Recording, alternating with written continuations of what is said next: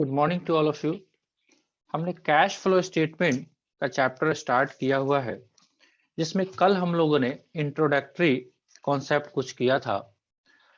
आज उस चर्चा को थोड़ा सा आगे बढ़ाएंगे कि कैश फ्लो स्टेटमेंट में जो बेसिक बातें जो की थी हम लोगों ने, उससे हटके थोड़ा सा आज प्रैक्टिकल प्रोसीजर पे जाएंगे और ये कोशिश करेंगे कि कैसे इजीली हम लोग इस चैप्टर को क्रैक कर पाए। थोड़ा सा मोड ऑफ स्टडी चेंज करना पड़ेगा, बिकॉज बुक में जैसा दिया हुआ है अगर वैसा करने जाए तो थोड़ा सा मुश्किल हो सकता है। ऐसा नहीं है कि वो बिल्कुल गलत है, लेकिन अगर आप जो स्टेप जो है वो हम आपको जो डिस्कस करने जा रहे हैं, अगर उसके हिसाब से अगर आप करोगे तो शायद जो है आपका कॉन्सेप्ट काफी अच्छे तरीके से समझ में आए। तो चलिए बिना टाइम वेस्ट किए हुए हम लोग स्टार्ट करते हैं आज का जो आपका कैश फ्लो स्टेटमेंट है। उस चैप्टर को थोड़ा और बारीकियों से देखने का कोशिश करते हैं। चलिए जी, सबसे पहले आपको स्क्रीन अगर दिखना शुरू हो जाए तो थोड़ा मुझे Yes, sir. कंफर्म करेंगे। दिख रहा है? I think yes. Yes, sir. ठीक है। चलिए, अगर हम बात करें कैश फ्लो स्टेटमेंट में, तो कल ही हम लोगों ने चर्चा किया था कि कैश फ्लो स्टेटमेंट में बेसिकली थ्री डायमेंशन में हमारी चर्चाएं चलेगी। कैश फ्लो स्टेटमेंट को तीन कैटेगरी में डिवाइड किया गया है। Cash flow from operating activity, ये किसने किया है? ये जो है सारा काम जो है अकाउंटिंग स्टैंडर्ड 3 के अकॉर्डिंग।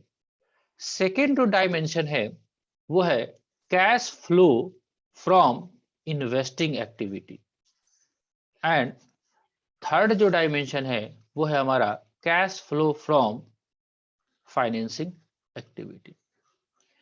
अब आपके बुक में जो सीक्वेंस दिया हुआ है, सबसे पहले इसको स्टडी कराते हैं, फिर इसको, फिर इसको। लेकिन हम लोग क्या करेंगे, हम लोग थोड़ा सा इस मोड को चेंज करेंगे। हम लोग सबसे पहले चर्चा करेंगे cash flow from investing activity का। देयर आफ्टर हम लोग चर्चा करेंगे cash flow from financing activity का। ऐसा इसलिए क्योंकि ये जो दो एरिया है, इस दोनों एरिया में कंटेंट जो है कम है, और इन दोनों को एक बार आप स्टडी कर लेंगे तो जो बैलेंस बचता है, अगर कॉन्सेप्चुअली आपको समझ में नहीं भी आ पाता है मीन टाइम, तो आप ये मान के चलना कि वो सारा चला जाएगा कहाँ पे? ऑपरेटिंग एक्टिविटी में। इसलिए क्योंकि ये काफी थोड़ा सा लेंदी प्रोसेस है। इसमें थोड़ा सा चर्चा और इसमें हम लोग कर ले कि बेसिकली ठीक है, करेंगे हम लोग तो सही बात है, लेकिन इन सब में क्या बेसिक बातें आएगी वो थोड़ा सा अगर हमारे को जानकारी हो जाएगा तो बातें समझ में आ जाएगी। देखिए, जब भी हम cash flow from operating activity की बात करेंगे, इसमें मेन जो ऑपरेशन है, मेन लाइन ऑफ ऑपरेशन जो बिजनेस का है, उससे हम कैश के इनपुट आउटपुट को हम एनालाइज करेंगे। ठीक है। आप cash flow from investing activity जब पढ़ने जाएंगे हम लोग, इसमें हम ये देखेंगे कि जो भी बिजनेस है या बिजनेस हाउस है या एस्टेब्लिशमेंट है हमारा, उसने ड्यूरिंग द ईयर जो भी इन्वेस्टमेंट किया है ना। इन्वेस्टमेंट करना का मतलब ही होता है कि हमने बिजनेस नहीं किया, हमने, मेरा जो सरप्लस फंड था वो हमने इन्वेस्ट किया, है ना, जिससे हमारा फिक्स एसेट्स को हिट करे या इन्वेस्टमेंट को हिट करे, उससे आउटफ्लो इनफ्लो यहाँ पे आएगा। मतलब हमारे पास जो पैसे थे वो हमने कहां कहां लगाए हैं या उसको रिडीम किया है। जब cash flow from financing activity जब आप करोगे, अभी हम समरी केवल बात करें, तो यहाँ पे चर्चाएं होगी कि हमने फंड जो है वो रेज कहां से किया है। फंड रेज करने से जो कैश आया गया, या यूं कह सकते हैं कैश का आना या कैश का जाना, मतलब फाइनेंस से रिलेटेड जो एक्टिविटी है वो हम करेंगे। ठीक है। तो सबसे पहले आज हमारा टारगेट रहेगा इस वाले फोकस को करने का। आपको नहीं लगना चाहिए कि सर बीच में से स्टार्ट कर रहे हैं, तो जानबूझ के हम स्टार्ट कर रहे हैं, बिकॉज प्रैक्टिकली हम लोगों ने भी काफी फेस किया है कि अगर इस यहाँ से भी करो तो ऐसा नहीं है कि असंभव है, नहीं समझ में आए, लेकिन हमारे हिसाब से अगर यहाँ से करो cash flow from investing activity से, तो ज्यादा बात समझ में आएगी। तो जाहिर सी बात है ये जो एरिया है आपको चैप्टर के बीच में मिलेगा। तो चलते हैं, शुरू करते हैं, इसमें क्या सब बातें होगी वो सारा भी हम चर्चा वन बाय वन आपको करके बताते हैं। उससे पहले थोड़ा सा आपको दर्शन करा दे। देखिए आपके सामने यहाँ पे लिखा भी हुआ है ऑपरेटिंग एक्टिविटी। बहुत डिटेल्स में अभी हम इस पे नहीं करेंगे। कैश का इनफ्लो आना एंड कैश फ्लो का आउटफ्लो जाला। अभी आज का जो हमारा चर्चा का विषय है वो है cash flow from investing activity. और इसको अगर हम समझ लेते हैं 1 to 2 लेक्चर में क्वेश्चंस के साथ भी, तो शायद हमारा कुछ काम बन जाए। देखिए यहां से यहां तक, अब देखिए ना यहाँ पे क्या लिखा हुआ है, इन्वेस्टिंग एक्टिविटी में कैश इनफ्लो कहां से आएगा? आपने अगर proceeds from sale of fix assets, यानी कि आपने जो फिक्स एसेट्स था आपके पास वो बेच दिया, उससे जो पैसा आया। अब भाई देखिए फिक्स एसेट्स बेचना तो आपका काम नहीं है ना, इसलिए वो ऑपरेशन में नहीं जाए। तो कैश फ्लो स्टेटमेंट ओवरऑल ये एनालाइज करने का कोशिश करता है कि आपने ड्यूरिंग द ईयर इन्वेस्टमेंट में क्या परचेज और सेल किया है। ठीक है, तो फिक्स एसेट्स को अगर बेचा आपने तो क्या पैसा आया, आपने नॉन करंट इन्वेस्टमेंट जो कि लॉन्ग टर्म इन्वेस्टमेंट होता है उसको बेचा तो क्या आया। ठीक है, उसके बाद ये जो दोनों पैसे लगे हुए हैं कहीं पे फिक्स एसेट्स या इन्वेस्टमेंट में, उससे आपको अगर कोई इनकम भी आता है, जैसे इंटरेस्ट है, डिविडेंड है, आपने शेयर में पैसा लगा रखा है, आपको डिविडेंड आएगा, आपने बैंक में एफडी कर रखा है, आपको इंटरेस्ट आएगा। ऑल दो ये इंटरेस्ट और डिविडेंड भी आपका प्रॉफिट एंड लॉस अकाउंट में क्रेडिट रहता है।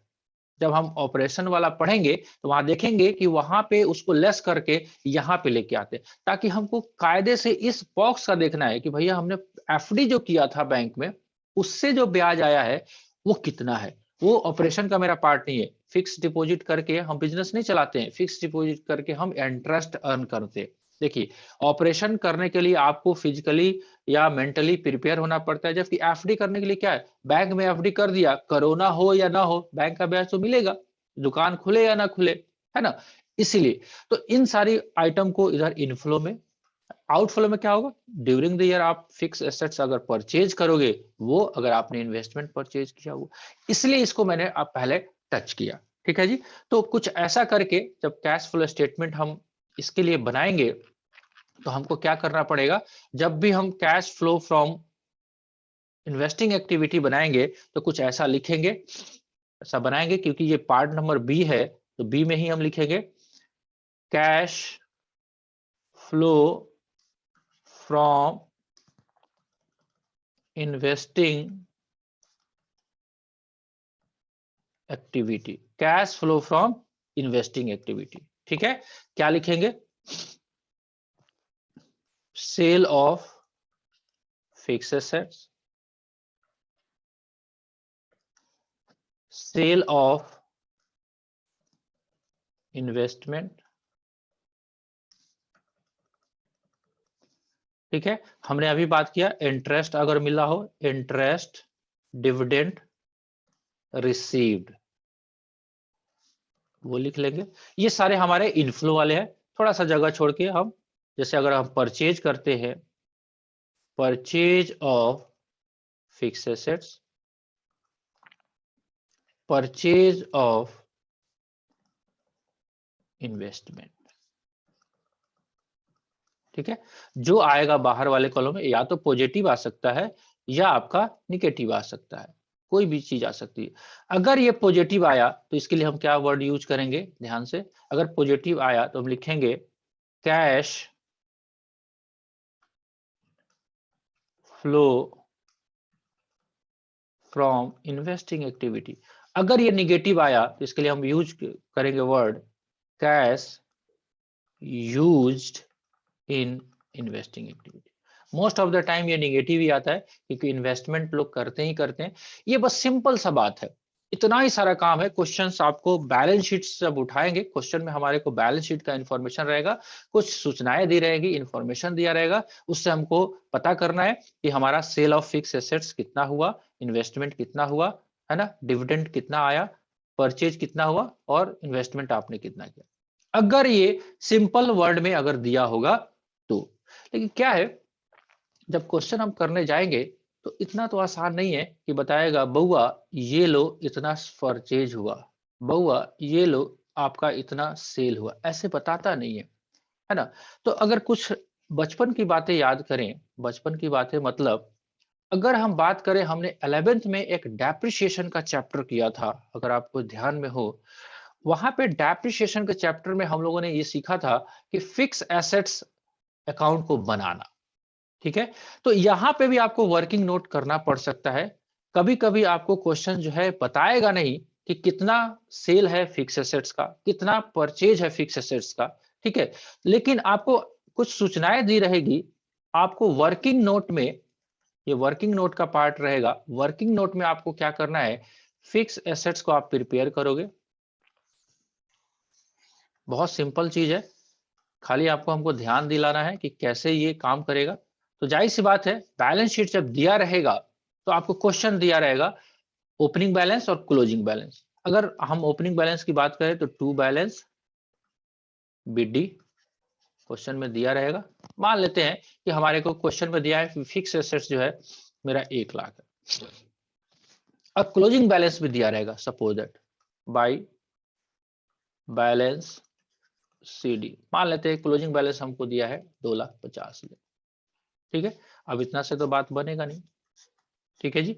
अब क्वेश्चन में दिया रहेगा कि डेप्रिसिएशन ड्यूरिंग द ईयर, मान लेते हैं by depreciation, depreciation during the year जो है वो है सर आपका 10,000 रुपये, ठीक है, मान लेते हैं। और क्वेश्चन में एक और वेरिएंट जरूर दिया रहेगा, कहेगा कि आपका परचेज जो है आपका ड्यूरिंग द ईयर, अगर क्वेश्चन कुछ नहीं बोले, अगर साइलेंट हो जाए इसी पे आके, तो हम क्या करेंगे। अब देखेंगे भाई इधर का जोड़ है 2,60,000, इधर 1 लाख ही है, तो हमको क्या मानना पड़ेगा, बैंक से हमको परचेज मांगना पड़ेगा, मानना पड़ेगा कि जो बैलेंसिंग फिगर आया मेरा 1,60,000 वो परचेज ड्यूरिंग द ईयर है। तो ऐसा सूचना आपको दिया रहेगा कि आपको ऐसा नहीं कहेगा कि परचेज कितना हुआ। तो आप ये वाला जो आइटम जो यहां से डिराइव करोगे तो ये कहां पे लिखोगे, अब जस्ट जो कि आपका ये परचेज है, तो ये फिक्स एसेट्स का परचेज है, तो कहां पे जाएगा, आउटफ्लो है, और कहां जाएगा, इन्वेस्टिंग एक्टिविटी में, राइट।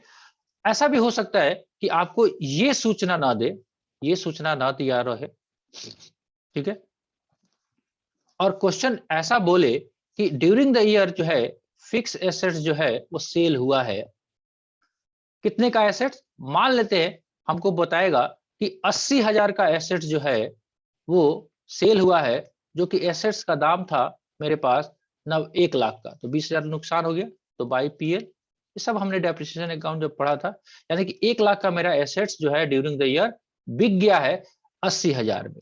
अब ये 80,000 कहां जाएगा, इन्वेस्टिंग एक्टिविटी में, इनफ्लो में, राइट, इतना ही करके छोड़ दिया।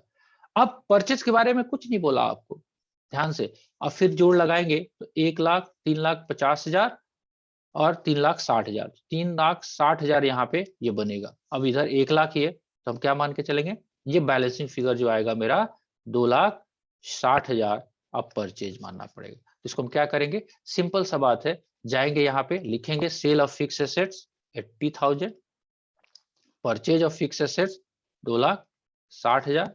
अब निगेटिव भी आएगा, ऑल दो कितना आ जाएगा, 1,80,000 निगेटिव में आएगा। इसको हम बोलेंगे cash use in investing activity. कुछ इस तरह से काम करके हमको बनाने हैं। कुछ आइडिया लग रहा है आपको? हाँ जी, हाँ जी सर, है या नहीं यस है? सर। ठीक है, यस सर तो है। कुछ इसी तरह से हमको क्वेश्चंस करने हैं।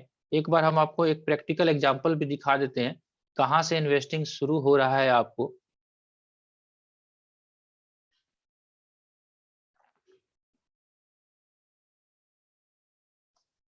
शायद इसमें नहीं है, काफी आगे चल के एग्जाम्पल आता है, 1 मिनट होल्ड करें आप, मैं आपको दिखाना चाहता हूं कहां से आपका इन्वेस्टिंग का क्वेश्चन शुरू हो रहा है।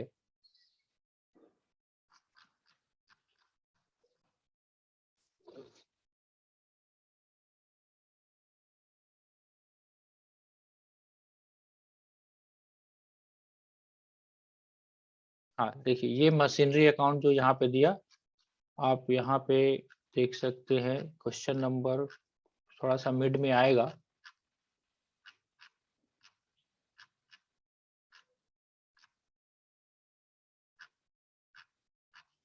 नहीं, ये फुल फ्लेश क्वेश्चन सब है, 1 minute रुकिएगा।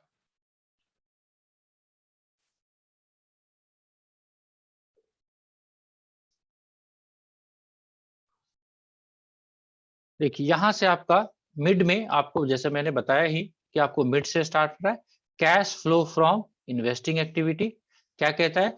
Investing activity of an enterprise refer to acquisition, purchase and disposal, sale of long term assets and other investment which are not included in cash equivalent.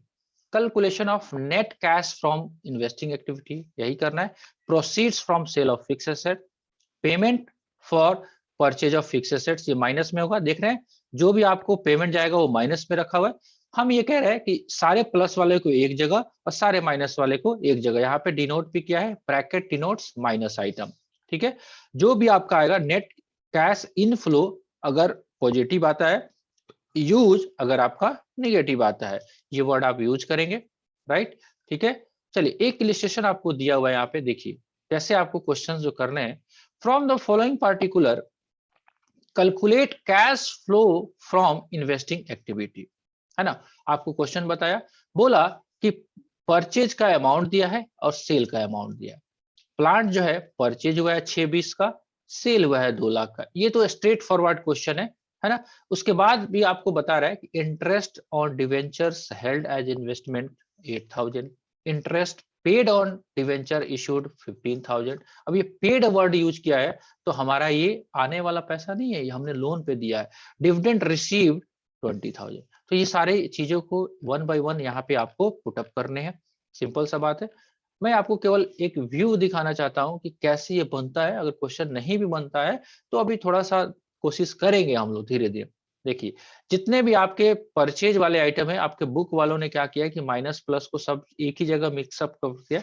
मैं आपको ये बोलता हूँ थोड़ा सा आप इसको अच्छे से सजा के रखेंगे। जितने भी पॉजिटिव फिगर है पहले और नेगेटिव फिगर है वो एंड में, है ना। देखिए फिर भी परचेज ऑफ प्लांट, अगर परचेज करोगे तो माइनस होगा, सेल होगा तो प्लस होगा, इन्वेस्टमेंट परचेज किया आपने तो माइनस होगा, proceeds from sale of investment plus होगा, परचेज ऑफ गुडविल, गुडविल भी आपका परचेज हो रहा है तो भी माइनस होगा, proceeds from sale of patent, आपने पेटेंट को बेच दिया आया, interest receive, dividend receive and rent receive. Right, सबको आप प्लस माइनस करिए, आपका जो नेट आएगा वो cash use in operation sorry investing activity आएगा। आपको इंटरेस्ट पेड जो दिया हुआ था 15,000, आप पे करोगे वो यहाँ पे नहीं आएगा, वो आपका खर्चा है, आपका वो फाइनेंसिंग एक्टिविटी पे जाएगा। जब फाइनेंसिंग एक्टिविटी हम जाएंगे पढ़ने तो वहां पे चर्चा करेंगे। डिविडेंड पेड, हमको यहाँ पे इनकम आने से मतलब है, क्योंकि कहीं पैसा हम लगाएंगे तो उससे हमको आमदनी आएगा, ना कि देना है। ऐसा नहीं होगा कि मैंने घर किराए पे दिया है और रेंटर को हम किराए पे दे रहे हैं, ऐसा सिचुएशन नहीं होगा। हाँ, हमने घर किराए पे लिया है तो रेंट देंगे, तो अलग बात है। तो ये एक छोटा सा एकदम बॉक्स है इन्वेस्टिंग का, है ना। ऐसा ही हमारा फाइनेंसिंग का भी एक छोटा सा बॉक्स है। इस दोनों को करेंगे तो बृहत रूप में हम ऑपरेटिंग पे जाएंगे। पहले ऑपरेटिंग कर लेंगे तो निश्चय नाबूद होने का चांस ज्यादा रहता है। ठीक है जी, चलिए कर सकते हैं आप घर पे कुछ क्वेश्चन, 4-5 इलस्ट्रेशन ट्राई करेंगे। कहां से? आपका इलस्ट्रेशन नंबर स्टार्ट हो रहा है आपका यहां से, आपका इलस्ट्रेशन नंबर है, आप कोशिश करिए यहाँ से 18 से।